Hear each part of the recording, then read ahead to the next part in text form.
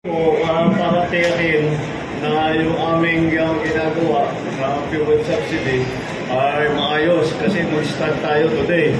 Pero hindi lamang dito sa Metro Manila, pero all over the country na ito. So, making sure na yung sistema ay maging maayos. So, we are now providing 10,000 subsidy for each bus unit. Tapos yung method of payment, lahat ng klaseng method of payment pwede. We can do it via digital payment or e-cash. You can go to the ATM. May mga card naman na may hawak naman, may card naman yung mga driver natin, lahat ng operator nag-issue ng card. Pwedeng gamitin yun. Meron pa rin iilan na talagang gusto nila, hindi ayaw nilang gawin digital. Kaya meron pa pwede rin, pwede mag-issue ng cheque. At kung talagang kahit cash, pwede pa rin. Pero siguro, mas maginhawa, it's easier, it's more practical. As much as possible, ang gagawin natin ay digital payment. So, we are, tulungan nyo naman kami para yung mga ating riding public ay hindi masyadong mahirapan o nanguna at hindi sila masyadong mabigatan sa pamasahe dahil na alam naman natin kung ano yung pangyayari. Nagbabago yung presyo ng langis all over the world.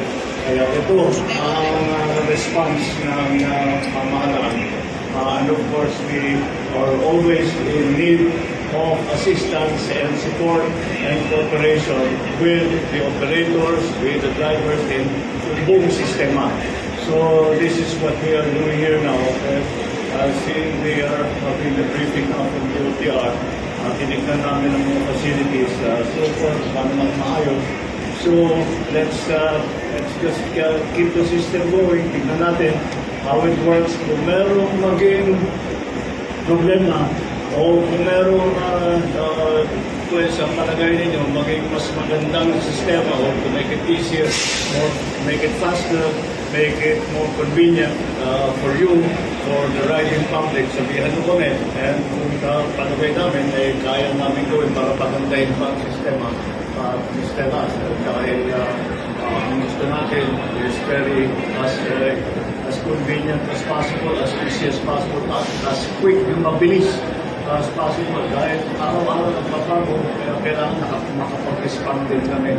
So, with the cooperation, ako malakas ang loob ko sabihin na pagkabasat na tayo, yung private sector at saka kayo mga operator at saka kami sa in-government, sana maging hindi na wala yung pakiramdam na ating riding public, yung ang ating mga siniservisyohan.